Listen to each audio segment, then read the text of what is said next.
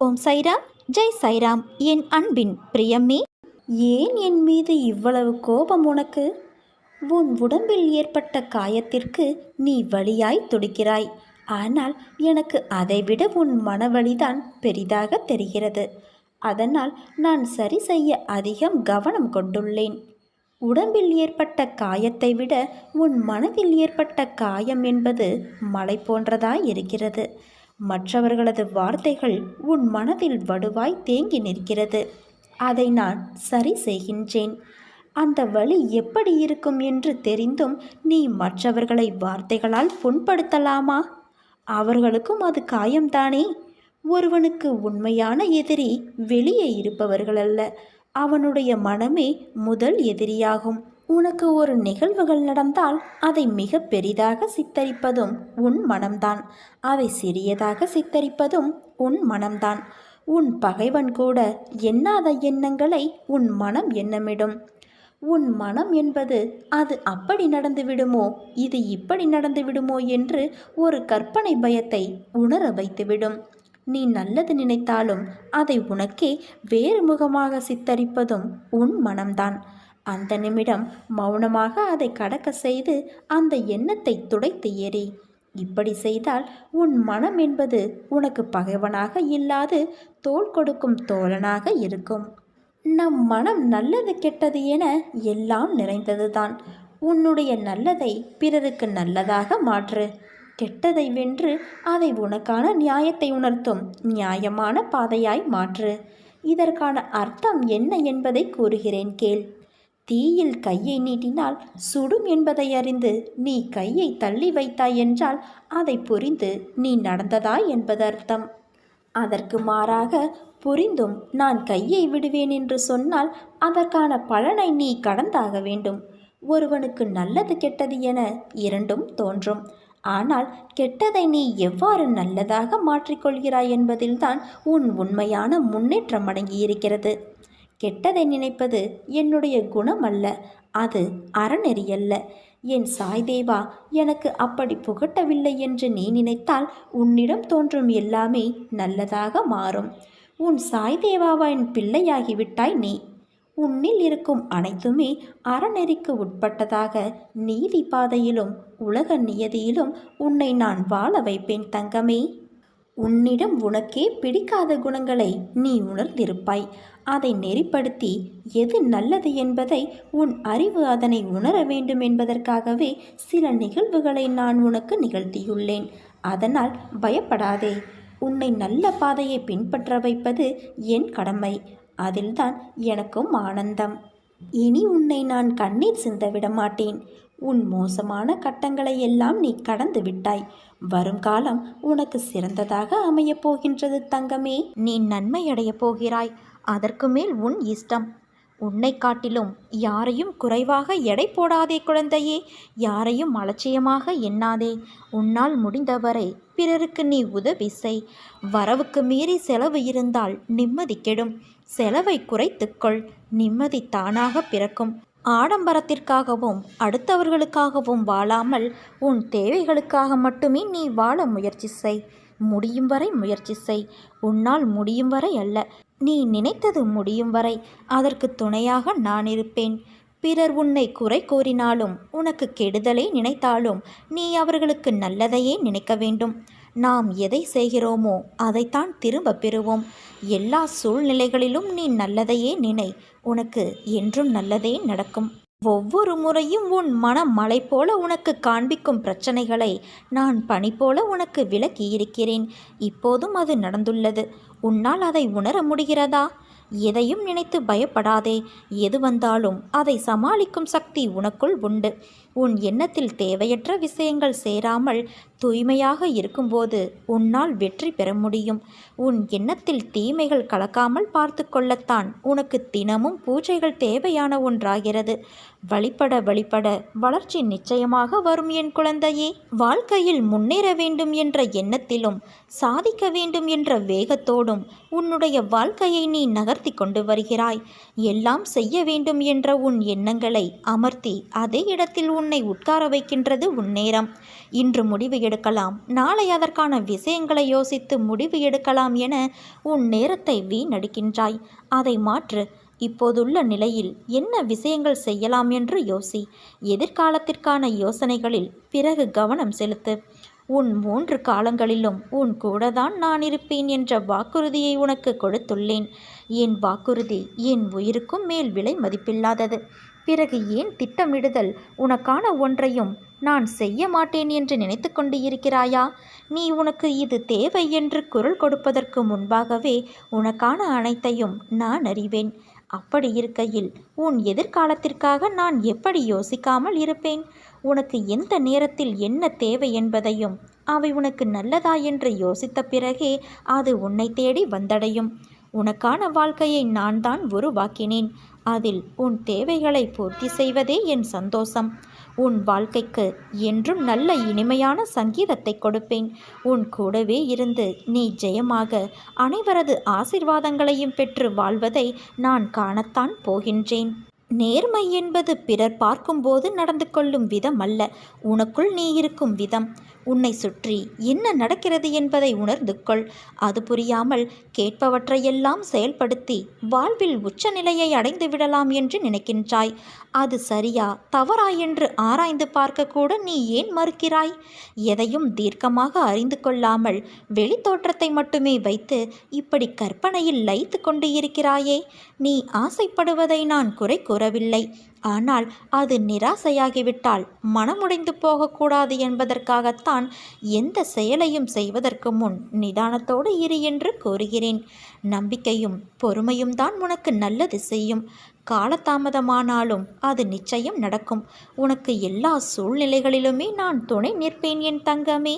நீ உன்னுடைய வாழ்க்கையில் ஜெயிக்கப் போகிறாய். உன் காலம் வரும் வரை பொறுத்திரு. உனக்கு திரும்ப திரும்ப வலியுறுத்துகிற ஒரே விஷயம், கஷ்டம் என்பது உனக்கு மட்டும் நிலையானது அல்ல. உலகில் பிறந்த எல்லோரும் பல சூழல்களில் அனுபவிக்கப்பட வேண்டிய ஒன்று அது. அதை வாழ்வில் சமாளிக்க தெரிந்தவர்கள் விதியை இறைவனருளால் மாற்றி வாழ்க்கையில் உயர்ந்துள்ளார்கள். இதனால்தான் நான் உன்னை கவலை கொள்ளாதே, இந்த நிலை நிச்சயமாக மாறும் என்று கூறுகிறேன். ஆனால் நீயோ அதை புரிந்து கொள்ளாமல் நம்பிக்கையின்றி எந்நேரமும் கவலைப்பட்டு கொண்டே இருக்கிறாய். பயந்து தளர்ந்து தன்னம்பிக்கை இழந்தவர்கள் தோற்று போவார்கள் குழந்தையே. வாழ்க்கையில் ஜெயிப்போம் என்ற நம்பிக்கையோடு செயல்படு. இன்று இல்லை என்றாலும் நாளை நீ நிச்சயம் வெற்றி பெறுவாய். உள்ளத்தாலும் உடலாலும் நீ ஓய்வின்றி உழைக்கிறாய். அதற்கான பலன் நிச்சயம் ஒரு நாள் உன்னை வந்து சேரும். நீ வாழ்க்கையில் உயரப் போகிறாய். உறக்கச் சொல், இந்த உலகமே உனக்குத்தான். என் ஆசிர்வாதங்கள் என்றும் உனக்கு துணை நிற்கும். என்னுடைய தராசு தட்டுக்கள் யாருக்காகவும் இறங்குவதும் இல்லை, ஏறுவதும் இல்லை. நல்லவனோ கெட்டவனோ அதை நான் பார்ப்பதும் கிடையாது. என்னை நம்பி முழுமையாக சரணடைந்து விட்டவர்களை நான் புறம் தள்ளுவதும் இல்லை. அவர்களுடைய அனைத்து விஷயங்களுக்கும் நான் பொறுப்பேற்கிறேன். அவர்களை காப்பது என்னுடைய வேலை. அவர்களின் நன்மை தீமை கணக்கை பார்த்து காப்பாற்றும் தன்மையுள்ளவன் அல்ல நான். அதை வேறு ஒருவன் பார்த்து கொள்வான். அதற்கேற்ப பலனும் தருவான். நான் தரும் நன்மைகள் அனைவருக்கும் இங்கு பொதுவானவை. அதே போல என்னை 40 ஆண்டுகள் வணங்கியவனாக இருந்தாலும் சரி, வெறும் 4 நாட்கள் மட்டும் வணங்கியவனாக இருந்தாலும் சரி, ஆத்மார்த்தமாக என்னை நோக்கி கூப்பிட்டால் உடனடியாக நான் பதில் கூறுவேன். எனக்கு மட்டும் ஏன் இந்த கஷ்டம்? பலவித பிரச்சனைகள் சூழ்ந்து கொள்ள இரவு முழுவதும் அழுது புலம்புகிறேனே. எத்தனை காலம்தான் இந்த துன்பமும் துயரமும்? இதற்கு விடிவே இல்லையா என்று ஆதங்கத்தோடு நீ என்னை கடிந்து கொள்கிறாய். சில சமயங்களில் தற்கொலை செய்து கொள்ளலாமா எனவும் நினைக்கின்றாய். உன் மனவேதனைகள் ஒன்று சேர்ந்து உனக்கு சோர்வை தருகிறது. உன் முகம் வாட்டமாகி விடுகிறது. உன் குறைகளை அடுத்தவரிடம் சொல்ல நினைக்கின்றாய். சொல்ல முடியாத தவிக்கின்றாய். சில சமயம் சொல்லியும் புலம்புகிறாய். உதவிக்கு யாரும் இல்லை, புரிந்து கொள்வார் யாரும் இல்லை என்று நீ ஆதங்கப்படுகிறாய். உதவிக்கும் புரிந்து கொள்வதற்கும் நான் இருக்கிறேன். ஒன்றை நினைவில் வைத்துக்கொள். தாங்க முடியாத கஷ்டத்தை என் குழந்தைகளுக்கு நான் ஒருபோதும் தருவதே கிடையாது. தன் மகன் கண்ணீரும் கம்பளையுமாக நிற்கும்போது, தன் மகன் நிர்கதியாய் அழும்போது எந்த தந்தையாவது எந்த தாயாவது மகிழ்வாக இருப்பார்களா? உன்னோடு உன்னில் நானும் அழுகின்றேன். தைரியமாக போ. எதையும் தாங்கிப்பார். வாழ்ந்து விடலாம். நான் உனக்கு பின்னாலும் உனக்கு முன்னாலும் பக்கவாட்டிலும் சூழ்ந்து கொண்டு உடன் வருகிறேன் என்பதை நினைவில் கொண்டு என் பெயரை உச்சரித்து வா. அது போதும் உனக்கு. அனைத்தும் சுபமாக முடியும். இந்த வழியில் ஒரு வேலையாக நான் வந்தேன். அப்படியே என் குழந்தையான உன்னை பார்த்துவிட்டு போகலாம் என்று உன் வாசலுக்கு நான் வந்திருக்கின்றேன். என்னை உள்ளே அழைத்துச் செல் என் குழந்தையே. எப்படிப்பட்ட தருணத்தில் நீ என்னை வந்தடைந்தாய் என்று எனக்கு தெரியும். இன்று உனக்கு நல்ல நாள், மனதிற்கு மகிழ்ச்சி தரும் நாள், அமைதி தரும் நாள், அதிர்ஷ்டம் தரும் நாள். நான் ஏற்கனவே உனக்கு அடிக்கடி சொல்லியிருக்கிறேன், உன் எண்ணங்கள் யாவும் கூடிய சீக்கிரம் நிறைவேறும் என்று. அதன்படி இன்று நான் உன் வாசல் தேடி வந்து கொண்டே இருக்கிறேன் குழந்தையே. உனக்கு அதிர்ஷ்டம் அழைக்கிறது. வந்து அதை என்னிடமிருந்து பெற்றுக்கொள். கடந்து வந்த பாதையில் நீ பார்க்காத துயரங்கள் இல்லை, ஏமாற்றங்கள் இல்லை. நீ விரும்பிய வாழ்க்கையையும் என்னால் மட்டுமே உனக்கு திரும்ப வழங்க முடியும். நீ வருத்தப்பட்டது போதும். உன்னை பார்த்து விலகியவர்கள் தேடி வரும் நேரம் இது. உன்னை தூற்றி பேசியவர்கள் தன் தவறை உணர்ந்து தேடி வரும் நேரம் இது. உன்னுடைய பல நாள் சொல்லனான சோகம், துயரம், துக்கம், சித்திரவதைக்கு ஒரு முடிவு வந்துவிட்டது. பார்ப்பதற்கு இன்னும் முடியாதது போல இருக்கும். ஆனால் அவையாவும் உனக்கு இப்போது முடிந்துவிட்டது என் செல்வமே. எப்படியென்று நீ கேட்கலாம். உனக்கான வாழ்க்கை உன்னிடம் வந்து சேரப்போகின்றது. அழகான வாழ்க்கை, அமைதியான சூழல், ஆனந்தம் எல்லாம் கிடைக்கப் போகிறது. பிறர் உன்னை எவ்வளவு அவமானப்படுத்தியுள்ளார்கள். ஆனால் நீ அதை பொருட்படுத்தாது கவனமாக பின்வாங்கி வந்துவிட்டாய். நான் சொல்வதெல்லாம் உண்மையாக உனக்கு தெரியும். உன் பொறுமை என்னை பூரிக்க வைத்துவிட்டது. உன் நம்பிக்கை என்னை மெய்சிலிர்க்க வைத்துவிட்டது. உண்மையிலேயே உன்னை நான் பாராட்டத்தான் செய்ய வேண்டும். எல்லோரும் பிரச்சனை வந்ததும் என்ன செய்வது என்று தெரியாமல் ஓடி ஒளிவார்கள், மனம் தளர்வார்கள், இடிந்து போய் விடுவார்கள். ஆனால் என் குழந்தையான நீ அப்படியல்ல. நிதானமாக செயல்பட்டாய். நான் கவனித்து கொண்டேதான் இருக்கிறேன் குழந்தையே. யாருக்கும் தெரியாமல் நீ கத்தி கதறி என்னிடம் மட்டும் உருண்டு புரண்டு அழுது வேண்டினாலும் மற்றவர்களிடம் உனக்கு கஷ்டங்கள் கொடுத்தவர்கள் உட்பட வெகு நிதானமாகவே செயல்பட்டாய். அடுத்து என்ன செய்ய வேண்டும் என்று என்னை கேட்டுக்கொண்டே அசையாத நம்பிக்கையோடு நீ இருந்தாய். நீ அப்படியே அமைதியாக இரு. உன் அமைதிக்குத்தான் நான் உன் வீடு தேடி வந்து கொண்டு இருக்கிறேன். இன்று உனக்கான ஒன்றையும் நான் தரப்போகிறேன். உன் பொறுமைக்கும் ஒரு எல்லை உண்டு அல்லவா? உன் பொறுமைக்கும் பரிசு உண்டு. உன் அமைதிக்கும் ஒரு அற்புதம் நடக்க இருக்கிறது. உன் நம்பிக்கைக்கும் அப்படித்தான். காரணமில்லாமல் இங்கு எதுவும் நடக்காது. உன் வேண்டுதல் எதை பற்றி இருந்தாலும் இனி அதை நான் நிறைவேற்றி வைக்கிறேன். இன்று நிச்சயம் ஏதாவது ஒரு ரூபத்தில் நான் மனித ரூபமாகவோ மற்ற உயிரினங்கள் வடிவிலோ உன்னை சந்தித்தே தீருவேன். உனக்கு ஒரு வரம் ஒன்றும் தரப்போகிறேன். கேள்விக்கு எல்லாம் அப்பாற்பட்டு, நம்பிக்கைக்கும் அப்பாற்பட்டு இதை நீ நம்ப வேண்டும் என் குழந்தையே. உன் சித்திரவதைக்கு எல்லாம் ஒரு முற்றுப்புள்ளி வைக்க உன் வீடு தேடி வந்து கொண்டே இருக்கிறேன். இன்று நீ மகிழ்ச்சியில் துள்ளி குதிக்கப் போகிறாய். உன்னுடைய பொறுமை உன்னை உயர்த்தப் போவது சர்வ நிச்சயம். உன்னுடைய உயர்வு நிச்சயமான ஒன்று. உன்னை ஒருபோதும் இனி நான் காக்க விடமாட்டேன் தங்கமே. அலைப்பாயவும் விடமாட்டேன்.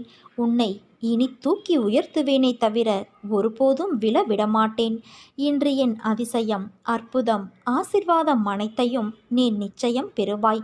என்னை வரவேற்க காத்திரு. வரம் ஒன்று தருவதற்கு உன் மாளிகையின் வாசலுக்கு நான் வருவேன். என் வருகையை நீ நன்றாக உணர்ந்து மகிழ்ச்சியில் திளைக்கப் போகிறாய் தங்கமே. என் அன்பு குழந்தையே, வாழ்க்கை என்பது நீ நினைக்கும் அளவுக்கோ பயப்படும் அளவுக்கோ அல்லது குழப்பம் நிறைந்ததாய் இருக்கக்கூடியது அல்ல. ஒரு யதார்த்தத்தை நீ புரிந்து கொண்டால் அதுவே உன் வாழ்க்கைக்கு மிகச் சிறந்த வழி. எது வந்தால் என்ன? நம் வாழ்க்கை என்பது ஆண்டவனால் கொடுக்கப்பட்டது. எதுவும் நிரந்தரமல்ல.